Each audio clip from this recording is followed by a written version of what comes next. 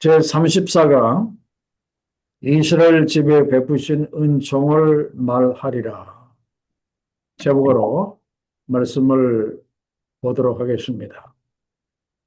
제목에서 시사하는 바처럼 우리 하나님께서 이스라엘 집에 엄청난 은혜와 은총을 베푸셨습니다. 아마 이 세상에서 이스라엘보다도 더 큰 은혜와 은총을 받은 나라가 있는가 할 정도로 굉장한 은총을 받은 나라가 이스라엘이었습니다. 그런데 우리가 그동안 구약의 강해와 또 이사야서 말씀을 통해서 깨닫는 것이 이러한 은혜를 받았음에도 불구하고 이스라엘은 끊임없이 하나님 앞에서 죄를 범합니다. 그러면은 선지자들이 종일 눈물로 하나님께 중보 기도하고 그러면 다시 또 하나님이 용서하시는 이러한 과정이 계속해서 반복되고 이렇게 있었어요. 그래서 오늘 이 말씀을 통해서 이러한 반복의 사이클, 좋지 않은 이러한 반복의 사이클을 어떻게 하면 끊을 수 있겠는가? 이건 우리들에게도 마찬가지입니다. 은혜를 받았는데 또 죄를 범하고 또 회개의 눈물을 흘리고 그리고 또 죄를 범하고 또 회개의 눈물을 흘리고 이러한 반복되는 이러한 과정을 우리가 어떻게 하면 끊을 수 있을까? 좀 숙제가 아닐 수가 없습니다. 그러면은 어떻게 하면은 이러한 걸 끊을 수 있는가? 그러려면은 하나님의 임재하심이 우리 가운데 있어야 합니다. 오늘 이 말씀에 보면은 이사야 선지자가 계속해서 반복적으로 하나님께 기도하는 내용이 나오는데 그 기도의 내용은 하나님 우리를 떠나지 마시고 돌아오시옵소서 우리 가운데 임재하여 주시옵소서라고 이사야 선지자가 기도하는 것을 보게 됩니다. 그래서 우리 삶의 문제는 하나님이 우리 가운데 임재하실 때 우리 삶의 문제들이 해결이 되는 겁니다. 그렇기 때문에 하나님의 임재하심이 우리 가운데 있도록 우리가 해야 하는데 어떻게 하면 하나님의 임재하심이 우리 가운데 있을 수 있는가? 그러려면은 하나님의 임재하심을 놓고 기도하는 것도 중요하지만 우리가 먼저 우리 자신을 거룩하게 해야 합니다. 우리가 거룩해야 거룩하신 하나님이 임재하시죠. 그래서 우리 자신을 거룩하게 하려면은 어떻게 해야 합니까? 말씀과 기도로 우리가 거룩하여진다고 성령이 말씀한 적이 있어요. 그래서 늘 하나님의 말씀을 묵상하고 그리고 그 말씀이 주는 그 깨달음 속에서 내 자신을 이렇게 회개하고 변화시켜 가는 그런 그 과정과 그리고 늘 기도함으로 인해서 우리 자신을 거룩하게 하고 그리고 작은 죄가 생각이 날 때마다 그것을 우리가 눈물로 회개 기도할 때 우리를 거룩하게 할 수가 있습니다. 그럴 때 거룩하신 하나님이 우리 가운데 함께 하신다. 그런 말씀이에요. 그래서 오늘은 하나님의 함께 하심을 통해서 이제 회복되어지는 이런 내용에 대해서 우리가 보도록 하겠습니다. 자, 1번 문제를 보시면은 자, 이사야 63장 1절에 보면은 에돔이라고 하는 그 지역이 나옵니다. 에돔에서 오시는 이가 누구냐라고 이렇게 물어보는데 그 지도를 보시면은 이게 약간 붉은색으로 이렇게 동그랗게 표시가 되어져 있는 지역이 그 에돔이라고 하는 그 지역이었습니다. 그리고 또 그에 보면은 보스라에서 오는이 누구냐 하는 말씀이 1절 중반절에 나와 있는데 이 보스라는 그 에돔의 수도입니다. 그 에돔의 성읍, 그 에돔 바로 그 위에 보스라라고 이렇게 나와 있죠. 그래서 오늘 말씀은 에돔에서 오시는 분이 누구냐라고 이렇게 물어보는 그 내용인데 바로 그 여호와 하나님을 물어보는 거예요.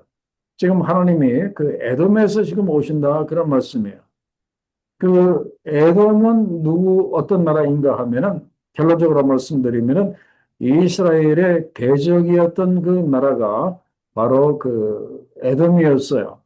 그래서 그 바로 밑에 보면은 민수기 20장 18절로 21절에 그 말씀을 제가 참고로 이렇게 드렸는데 지금 하나님이 에돔을 심판을 하시고 그리고 돌아오시는 그런 가정입니다.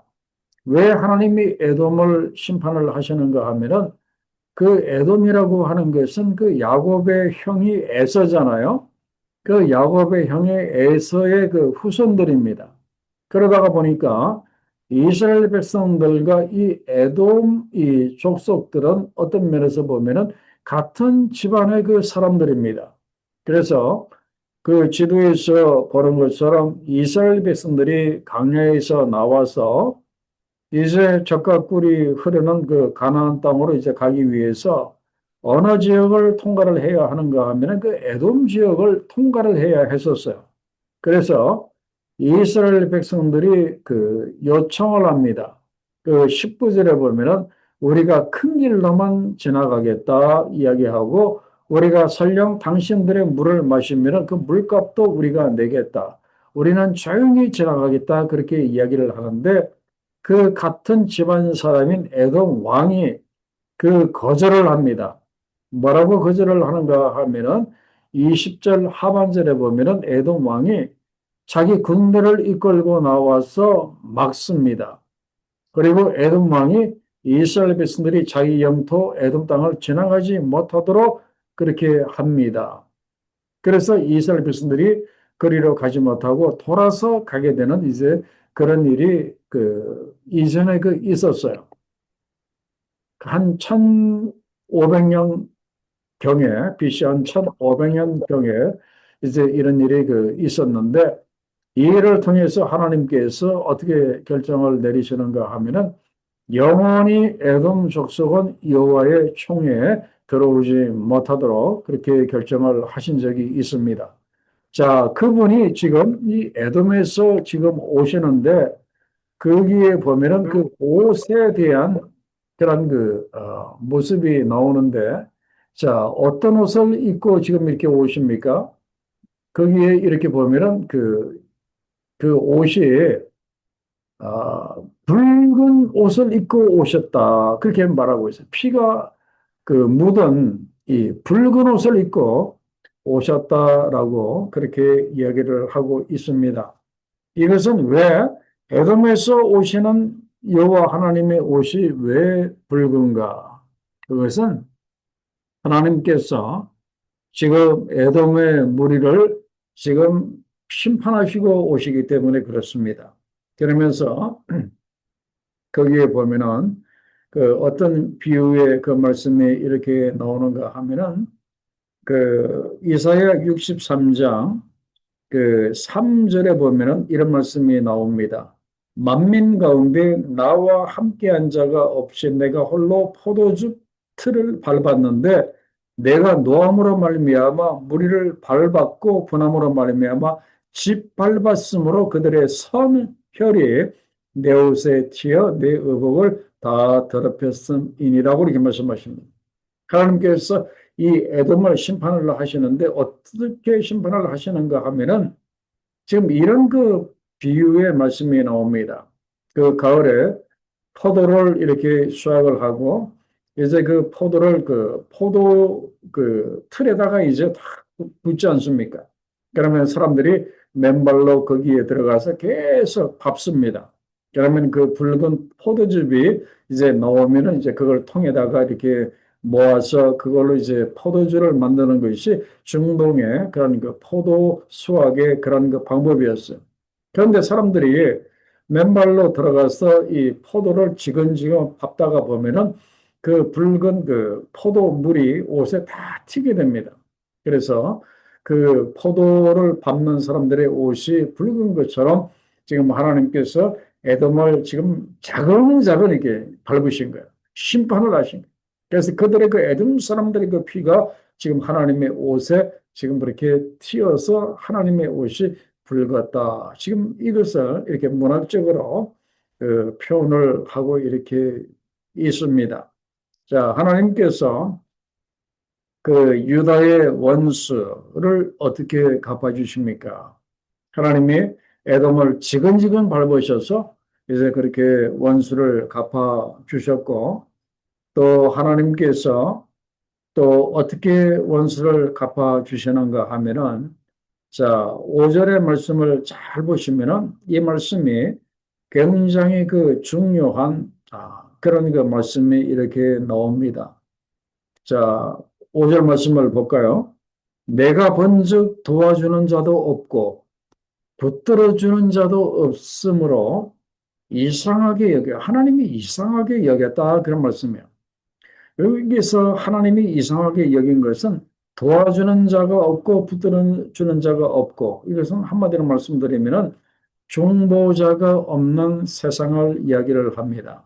그 옛날에 그 위대한 중보자였던 모세라든지 그리고 위대한 중보자였던 엘리야라 같은 그런 그 중보자가 없는 지금 그 BC 700년에 지금 이 이스라엘의 이 상황을 하나님께서 지금 보고 계시는데 중보자가 없는 거예요. 아무도 그들의 문제를 가지고 하나님 앞에서 기도하는 자가 없고 그들의 죄문제를 놓고 하나님 앞에 기도하는 자가 없는 거예요. 하나님이 너무나 이상한 거예요.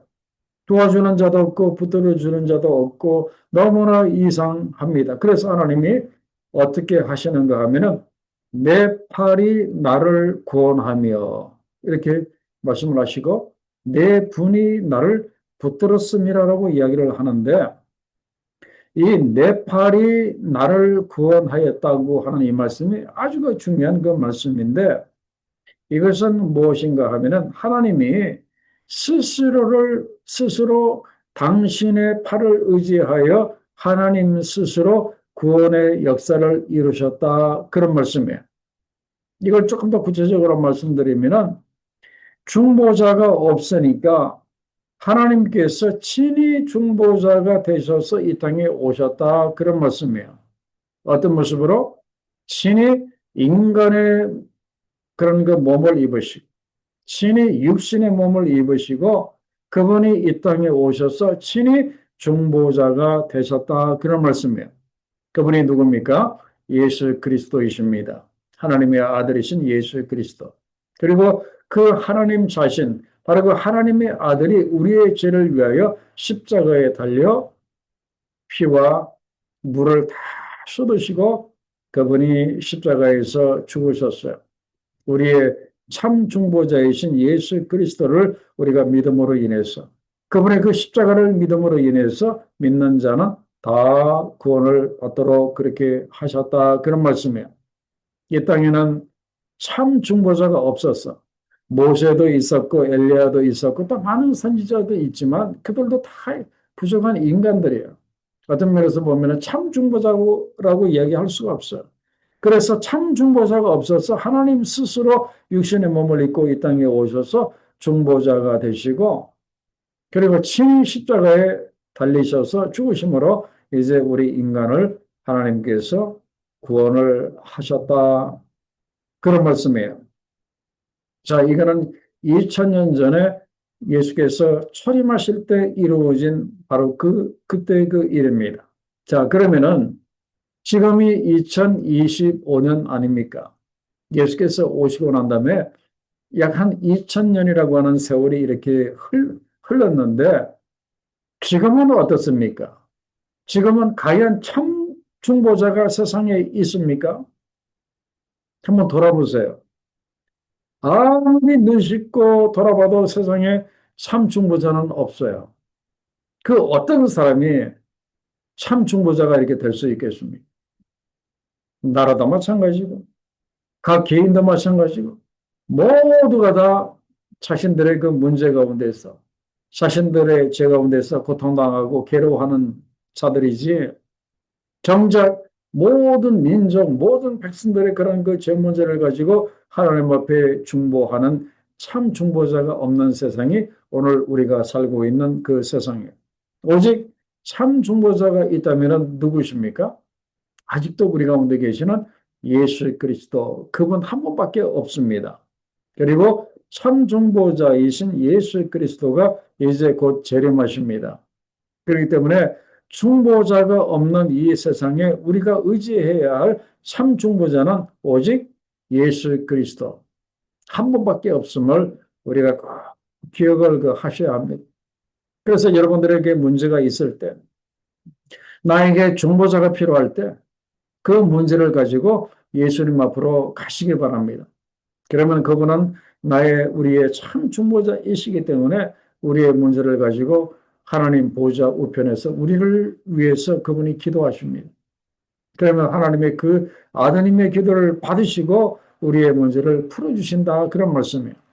그래서 그때나 지금이나 우리들에게 필요한 참 중보자는 오직 예수 그리스도 한 분밖에 없다고 하는 이 사실을 우리가 분명히 알아야 되고, 또 하나님께서 에돔을 심판하실 때 그분의 옷이 붉은 피로 물들었잖아요. 심판하실 때 붉은 피로 물들었어요.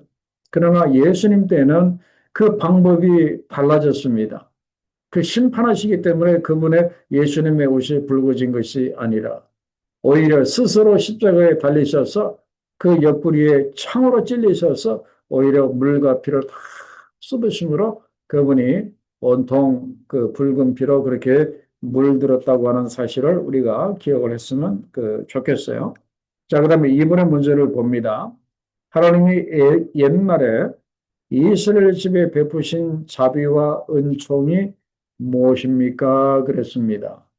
그게 보면은 지금 이사야 선지자가 이렇게 이야기를 합니다. 내가 여호와께서 우리에게 베푸신 모든 자비와 그의 찬송을 말하며 그의 사랑을 따라 그의 많은 자비를 따라 이스라엘 집에 베푸신 큰 은총을 말하리라 라고 그렇게 이야기를 합니다. 자, 그러면은 하나님이 이스라엘 집에 베푸신 큰 은총이 이게 뭡니까?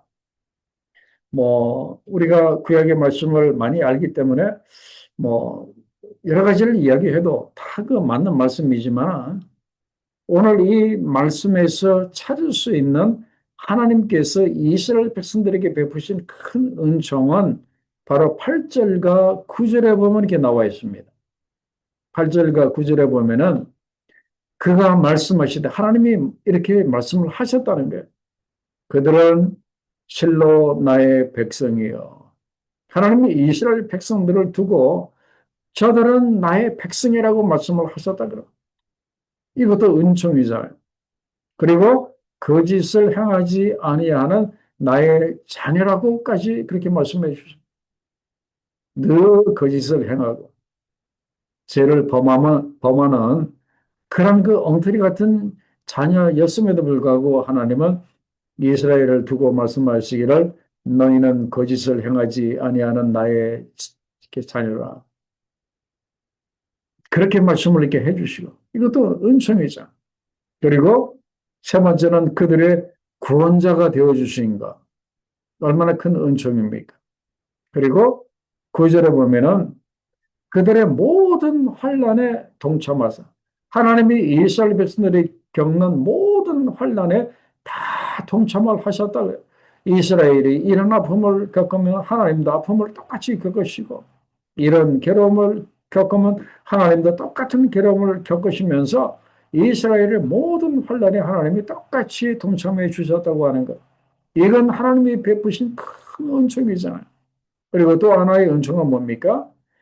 자기 앞에 사자로 하여금 그들을 구원하시며 이스라엘 백성들이 출애굽을 해서 광야로 갈 때 항상 하나님은 하나님의 사자를 이스라엘 백성들보다도 앞세웠습니다.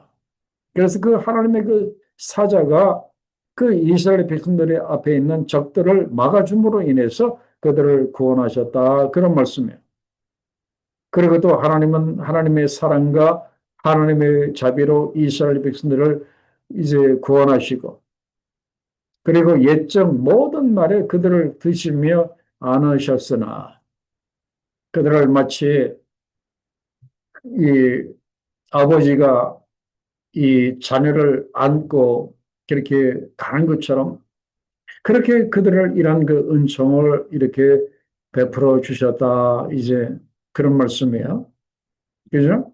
지금 그 이사야 선지자가 하나님께서 자기 백성 이스라엘에게 베푸신 이런 이 은혜를, 은총을 지금 아주 그 진솔하게 그렇게 이야기를 합니다. 왜 이렇게 이야기를 하는가?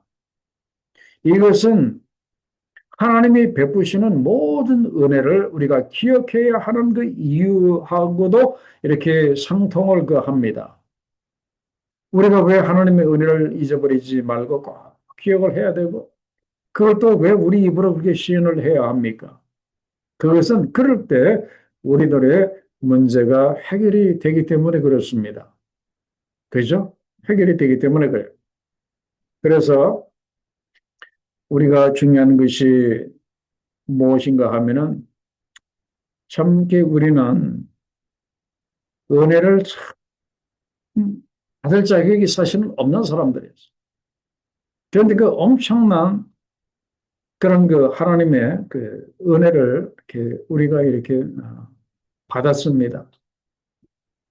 근데 그 상태로 우리가 조금 유지가 되고, 우리의 신앙이 유지가 되고, 우리의 믿음이 쭉 유지가 되면 얼마나 이렇게 좋습니까? 그렇게 놀라운 은혜를 받았음에도 불구하고 우리는 잘 이렇게 넘어집니다. 죄를 범하고 엎어지고 넘어지고, 그러면 또 회개하고, 참 이런 그 삶을 우리가 이렇게 반복을 우리가 하는데, 이럴 때 우리가 계속해서 기억을 해야 하는 것이 하나님의 은혜를 기억하고, 우리가 잘못했었을 때 우리가 회개하는 것이 굉장히 중요해요. 은혜 받은 사람은 꼭 무엇을 해야 하는가 하면은 회개가 뒤따라야 합니다. 그래야 그 은혜가 유지가 되기 때문에 그래요. 그래서 어떤 분이 이런 이야기를 하시더라고요. 회개의 깊이와 은혜의 높이는 비례한다. 이제 그런 이야기를 했어요. 그래서 회개를 깊이 하면은 은혜의 높이가 높아진다, 그런 말씀. 회개를 깊이 하면은 우리가 받는 은혜가 엄청나게 된다, 이제 그런 말씀이에요. 그래서 우리는 은혜 받은 사람들이 아닙니까? 그런데 또 죄를 범하고 넘어지고 그런 사람들 아닙니까? 그렇기 때문에 우리들에게 필요한 것이 이 회개가 이렇게 필요한 거예요. 그래서 지금 이사야 선지자가 먼저 은혜를 지금 이야기를 하는 것은 저 이스라엘 백성들에게 회개가 필요하기 때문에 먼저 은혜를 이야기를 하는 거예요. 그래서 그 회개에 대해서 이야기를 하는 것이 바로 63장 10절의 그 말씀이에요. 거기에 보면은 그들이 반역하여 주의 성령을 근심하게 하였으므로 그가 돌이켜 이스라엘 백성들에게 대적이 되셔서 하나님이 친히 이스라엘 백성들을 치셨다라고 말씀을 이렇게 하고 있어요. 이렇게 은총을 받은 백성들인데 오히려 하나님께 반역하고 주의 성령을 근심하게 했음으로 인해서 하나님이 오히려 이스라엘 백성들을 치심으로 인해서 이스라엘 백성들이 심판을 받았다, 그런 말씀이에요. 그렇기 때문에 필요한 것이 무엇인가 하면은 회개하는 것이 필요하다, 그런 말씀이에요. 그래서 또 반복적으로 제가 결론적으로 말씀드리는데, 은혜 받은 사람들에게는 항상 필요한 것이 회개입니다. 은혜 받은 사람들은 회개를 잘 할 줄 이렇게 알아야 돼요. 그래서 계속해서 우리가 사실 어떤 면에서 보면은 하나님 앞에 가는 그날까지 우리가 회개를 잘 할 수 있어야 돼요. 어떻게 우리가 회개 없이 어떻게 온전하게 우리가 하나님 앞에 가는 날까지 어떻게 살 수 있겠습니까? 우리는 늘 부족한데, 늘 넘어지는데. 그래서 지금 회개가 이렇게 중요한 거예요. 자, 무엇을 우리가 회개를 해야 하는가? 이스라엘 백성들이 무엇을 회개를 해야 하는가? 10절 말씀해 보면은 반역을 했다, 그렇게 나와 있는데, 구체적으로 어떤 내용인지는 여기에 나와 있지 않지만, 뭐 그들이 하나님을 버리고 뭐 우상을 섬기고 한 것 자체도 이렇게 반역이었고, 그리고 여기서 구체적으로 이야기를 하는데 주의 성령을 그들이 근심하게 하였다라고 분명하게 이야기를 합니다. 여기서 주의 성령은 그 에베소서 4장 30절에 보면은 하나님의 성령을 근심하게 하지 말라 그랬죠. 그러니까 하나님의 성령을 근심하게 하였다.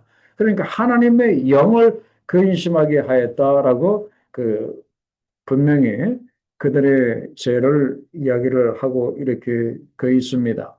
그렇기 때문에 우리가 성령을 근심하게 하지 말아야 하는 이 이유를 우리가 분명하게 알아야 합니다. 여러분, 아십니까? 왜 우리가 하나님의 성령을 우리가 근심하게 하지 말아야 합니까? 그것은 성령님은 지금 하나님께서 보내신 또 다른 보혜사이시기 때문에 그렇습니다. 하나님이 먼저 보내신 그 보혜사는 바로 예수 그리스도이시고, 그리고 그리스도께서 승천하시면서 우리들에게 또 다른 보혜사, 우리를 돕는 어떤 분이라고 하는 뜻이잖아요. 그렇게 보내신 분이 바로 성령이십니다. 그렇기 때문에 지금은 성령께서 우리의 보혜사가 되셔서 우리를 지금 이렇게 돕고 계십니다.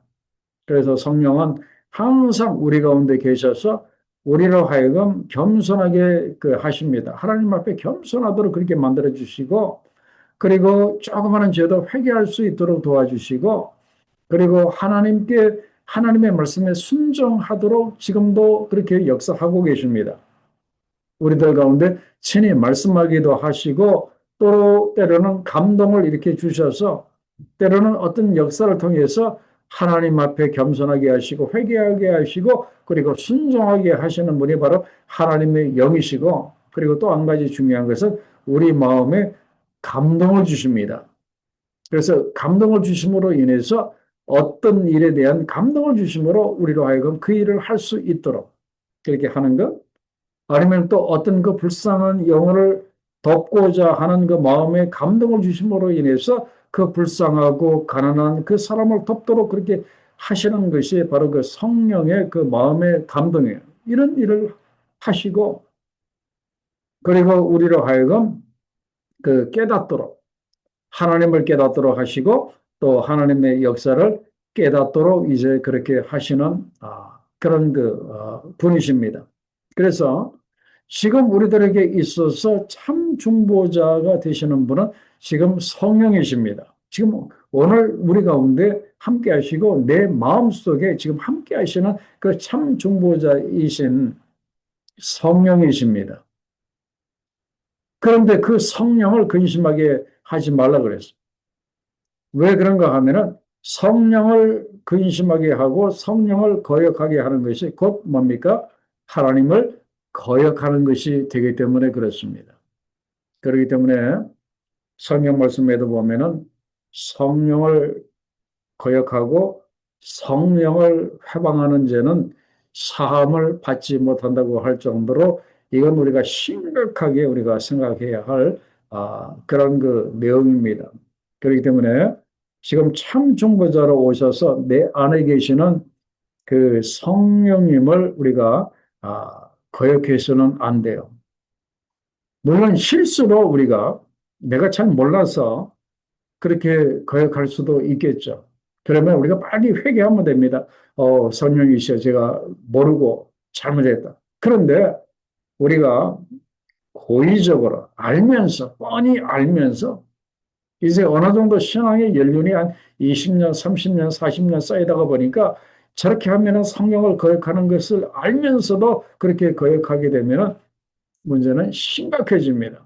그렇기 때문에 우리는 절대로 뭘 하지 말아야 한다? 하나님의 성령을 근심하게 하지 말아야 한다라고 지금 이야기를 합니다. 그래서 지금 이사야 선지자는 이스라엘 백성들로 제발 하나님의 성령을 근심하게 하지 말라라고 지금 한국하게 부탁하고 있는 그런 내용이에요. 자, 그러면서 이제 모세의 이런 중보의 아마 겉면의 말을 듣고 난 다음에 백성들이 이제 하나님을 이제 기억을 합니다. 11절에 보면은 그 어떤 내용이 나오는가 하면은 백성들이 옛날에 모세의 때를 그 기억을 그 합니다. 그때를 이렇게 기억합니다. 이 모세의 때라고 하는 것이 언제입니까? 그들이 BC 1450년경에 애굽에서 출애굽을 할 때 그때를 지금 그 기억을 하면서 지금 그때를 참 이렇게 뭐라고 할까? 그리워하는 그런 거 이렇게 모습. 그때를 참 이렇게 그리워 그 하는 거예요. 왜 그리워 그 하는가 하면은 지금은 이스라엘 백성들이 BC 700년 너무나 지금 힘들고 어려운 상황 가운데 있거든요. 영적으로 힘들고 BC 722년에 아수르 때문에 북이스라엘은 이제 곧 망할 것이고 그리고 조금 있다가 BC 586년에 바벨론에 의해서 남유다가 또 망할 것이고 영적으로 굉장히 힘들고 외적으로 굉장히 또 내적으로 힘들고 어려운 그런 그 형편 가운데 그들이 그 있었어요. 그러다가 보니까 자연적으로 하나님께서 은혜를 베푸신 옛적 그 모세의 때를 이제 기억을 하는 거예요. 자, 그때 하나님께서 그들에게 떻게 하셨다고요? 11절에 보면은 하나님께서 하나님의 백성과 양떼의 목자를 바다에서 올라오게 하셨다. 그런 말씀이에요.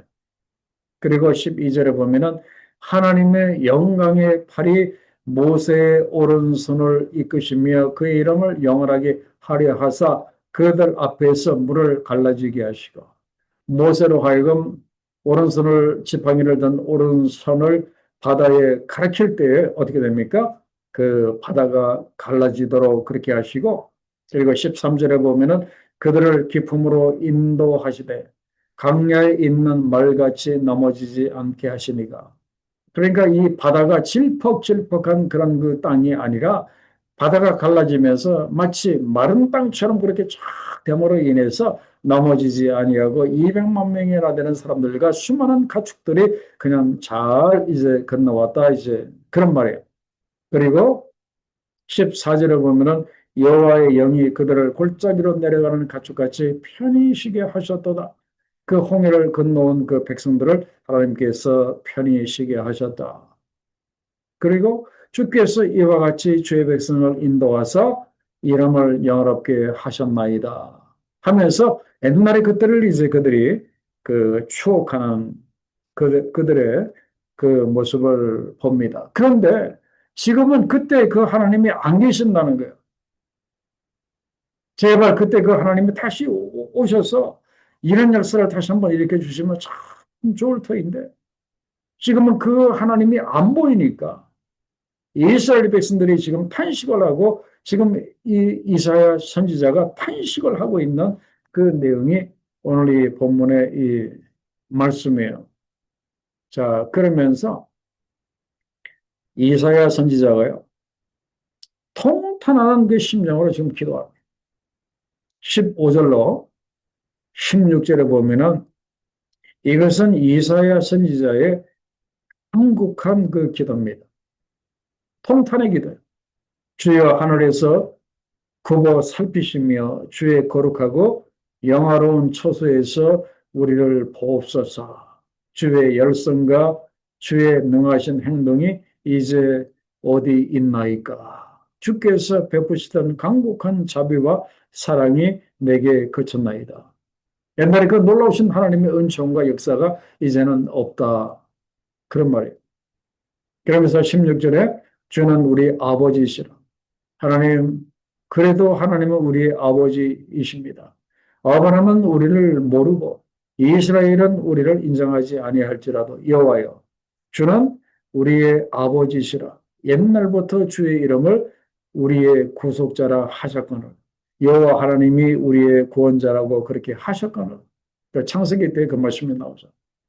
그래서 제발 이 하나님으로 돌아오기를 지금 이사야 선지자가 간절하게 지금 기도하고 있어요. 자기들을 살펴주시기를 그리고 주의 거룩하고 영화로운 처소에서 자기네들을 살펴주시기를 옛날에 베푸신 주의 열성을 다시 한번 보여달라. 옛날에 베풀어 주신 주의 능력을 다시 한번 그 베풀어 달라고 간절하게 이사야 선지자가 이제 기도합니다.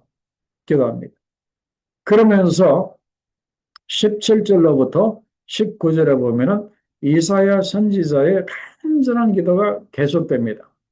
17절에 뭐라고 합니까? 여호와여, 어찌하여 우리로 주의 길에서 떠나게 하시며 우리의 마음을 완고하게 하사 주를 경외하지 않게 하시나이까. 사실 하나님이 이렇게 하시는 건 아니죠. 이스라엘이 잘못했어요. 그들의 그 완악한 마음 때문에 하나님에게서 떠나고 그리고 마음이 완악하게 돼서 더 이상 주를 경외하지 않게 되었어요. 근데 이제 통탄한 심령으로 이사야가 말하죠. 주를 경외하지 않게 하시나이까. 원하건대 주의 종들 곧 주의 기업인 지파들을 위하여 돌아오시옵소서. 하나님의 영광이 다시 돌아오기를 간절히 기도하는 그런 그 백성들의 간절한 기도를 봅니다. 우리가 에스겔서 강의에서도 봤지만은 하나님의 그 영광이 그 이 예루살렘 성전에서부터 지성소에서 성소를 지나서 뜰을 지나서 동편에 있는 감난산을 넘어서 하나님의 영광이 떠나가시잖아요. 근데 그들이 회개할 때 그 동편에서부터 하나님의 영광이 다시 예루살렘 성전으로 돌아오는 내용이 에스겔서에 보면 이렇게 나옵니다. 그렇기 때문에 하나님의 그 영광이 다시 돌아오는 것은 굉장히 그 중요한 기도 제목이에요.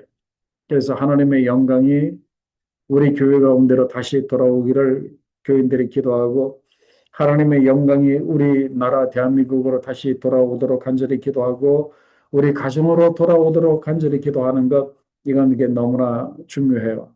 그러려면은 우리가 뭐니 해도 뭘 해야 합니까? 간절하게 회개해.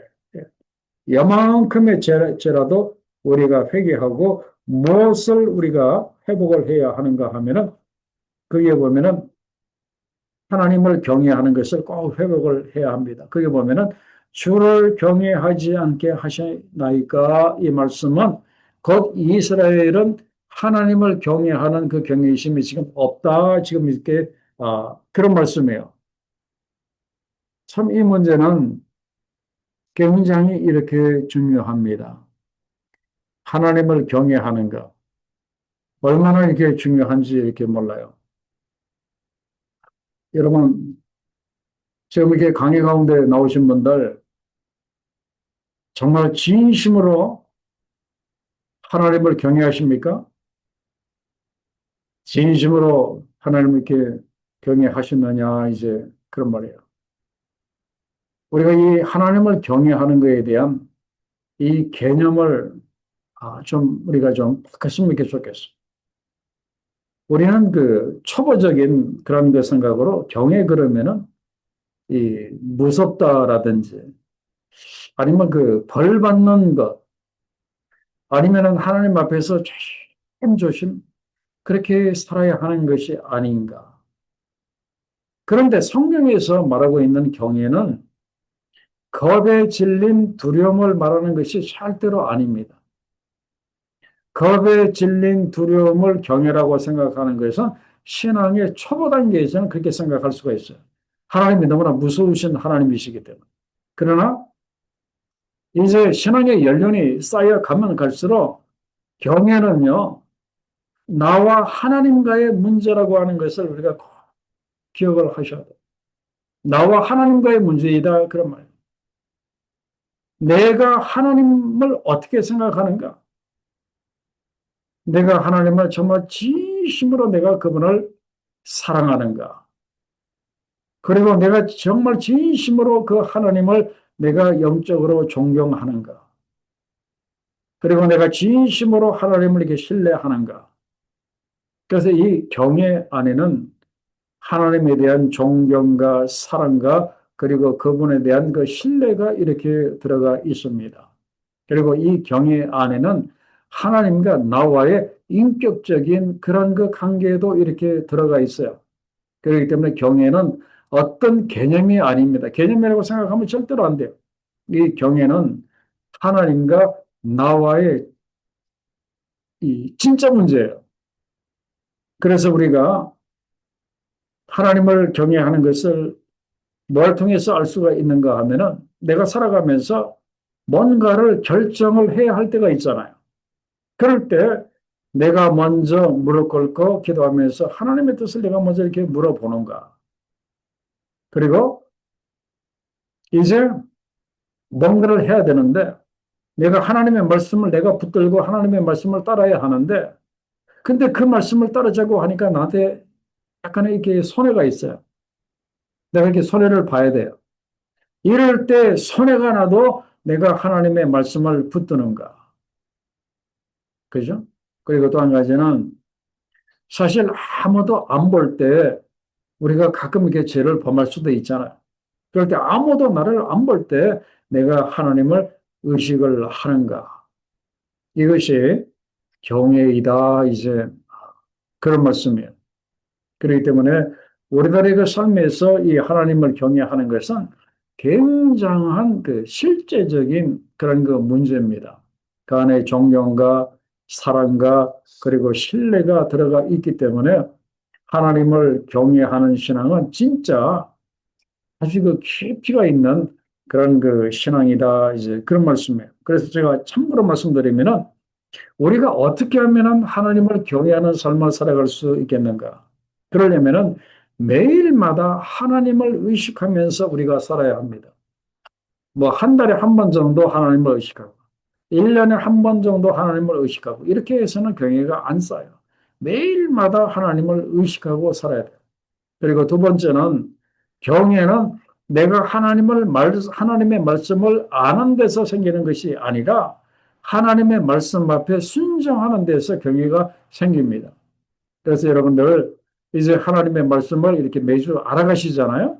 그런데 이 하나님의 말씀 앞에 여러분들이 하나하나씩 순종해 나가실 때 하나님을 경외하는 믿음이 깊어진다. 그런 말씀이에요.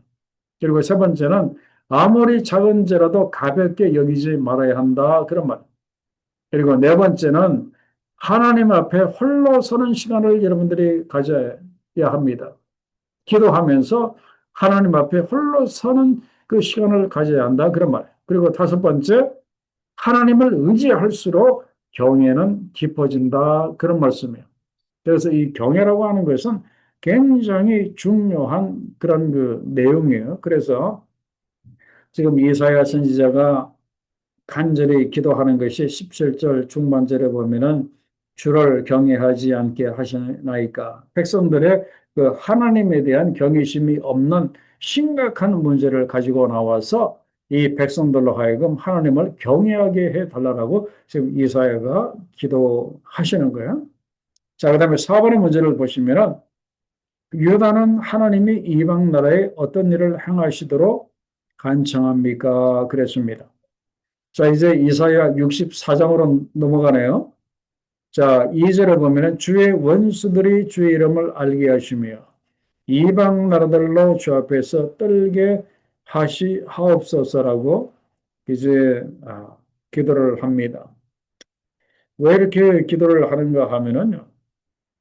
사실 그 이스라엘 백성들이 하나님의 선민으로 제대로 살았으면은 그래서 늘 하나님이 함께 하셔서 엄청난 그런 그 하나님의 축복과 하나님의 보호하심 가운데 강력한 나라를 이루고 살았으면은 세상 사람들이 주의 이름을 하나님의 이름을 무시했겠습니까? 절대로 비방하지 않았을 거예요.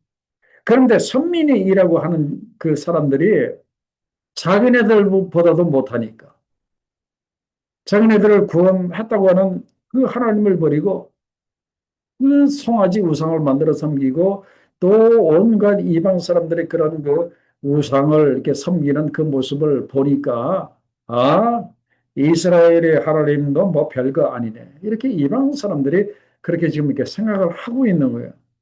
그래서 이 생각이 지금 고쳐지기를 이렇게 원하는 거예요. 그래서 이방 사람들로 하여금 주의 이름을 알게 하시고 그리고 이방 사람들이 하나님 이름 앞에서 떨게 하옵소서라고 이렇게 기도하는 거예요. 이러려면은 무엇이 선행이 되어야 하겠습니까? 당연히 이스라엘 백성들이 먼저 회개하고 똑바로 서야 이 일이 되겠죠. 자기네들 그렇게 잘못하는데 늘 이렇게 엎어지고 이 죄 가운데 있는데 아무리 이방 사람들 보고 하나님의 이름을 알고 높이라고 한다고 해서 되겠어요.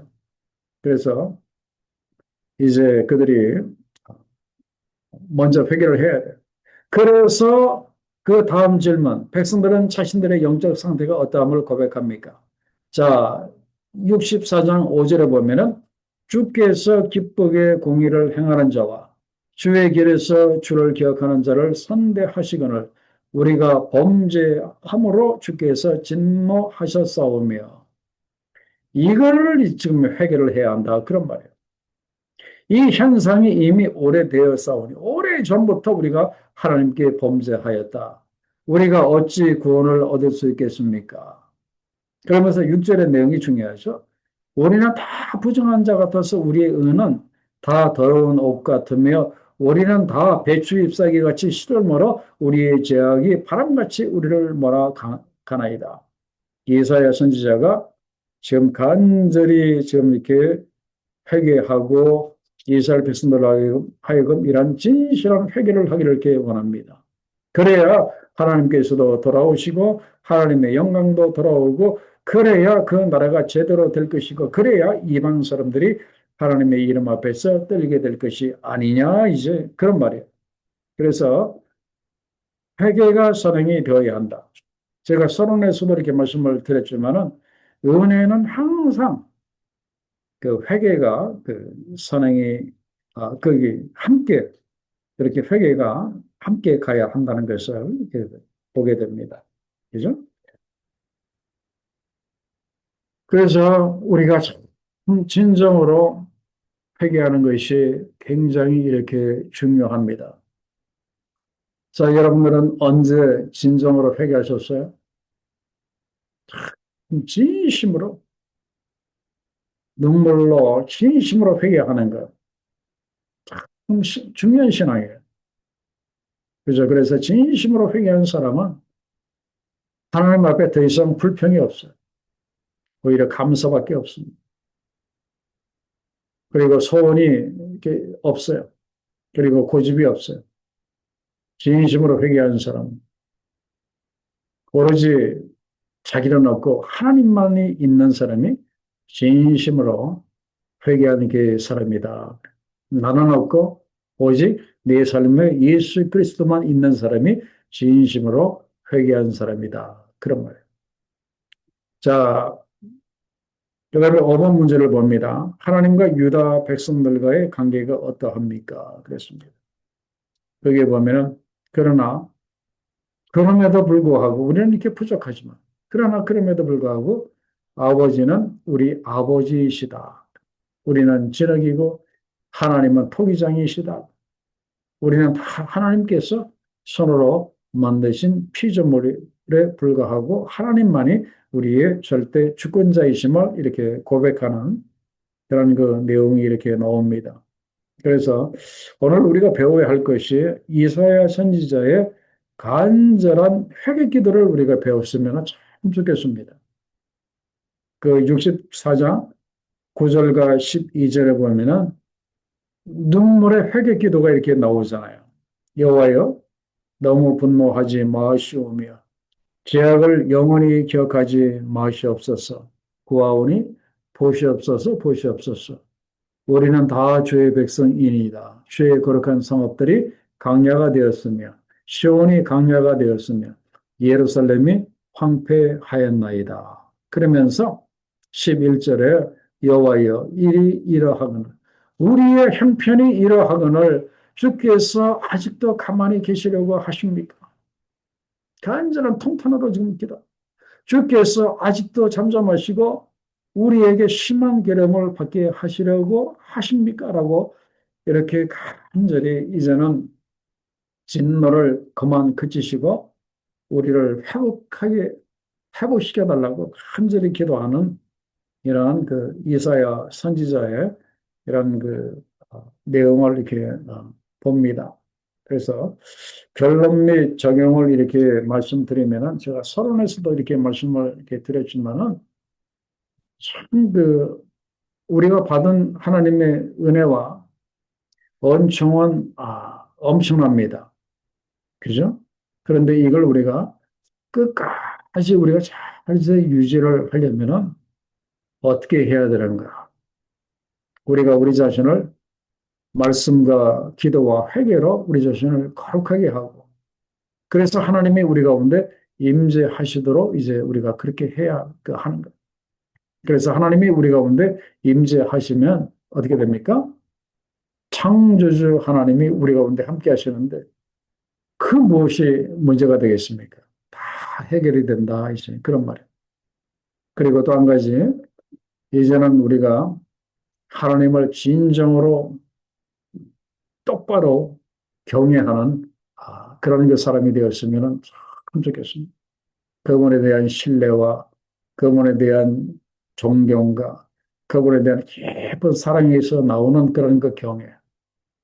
그래서 뭘 하든지 그분에게 물어보고 뭘 하든지 그분을 의지하는 여호와를 진짜로 경외하는 여러분들 다 되시기를 우리 주의 이름으로 간절히 축원합니다. 기도하겠습니다. 아버지 하나님, 오늘 귀한 말씀으로 우리를 찾아오셔서 주의 큰 은총을 받은 백성들, 그 장자였고 선민이었던 그 백성들조차도 이렇게 하나님 앞에 큰 죄를 범함으로 이렇게 하나님의 무시무시한 심판 가운데 고통받는 자들, 이 모습을 가지고 이사야 선지자가 그리고 많은 선지자들이 하나님 앞에 나가서 눈물로 그렇게 기도한 내용을 이제 보게 하셔서 너무나 감사합니다. 하나님, 우리도 하나님의 은총을 받은 자인데 저희들이 또한 그 은혜를 잊어버리고 힘들고 어려운 이런 문제와 제약 가운데 있을 때 저희들이 먼저 회개할 수 있도록 주여 도와주시고, 그리고 우리가 다시 한번 진심으로 하나님을 경외하는 이 경외심을 우리가 회복함으로 인해서 우리 하나님 우리 가운데 함께 하시고 임재하심으로 우리의 모든 문제들이 풀려지는 귀한 은혜가 우리 가운데 있을 수 있도록 하나님 도와주시고, 이제 하나님 앞에 가는 그날까지 끝까지 우리 하나님과 동행하는 귀한 삶을 우리가 다 살아갈 수 있도록 하나님 은혜를 베풀어 주옵소서.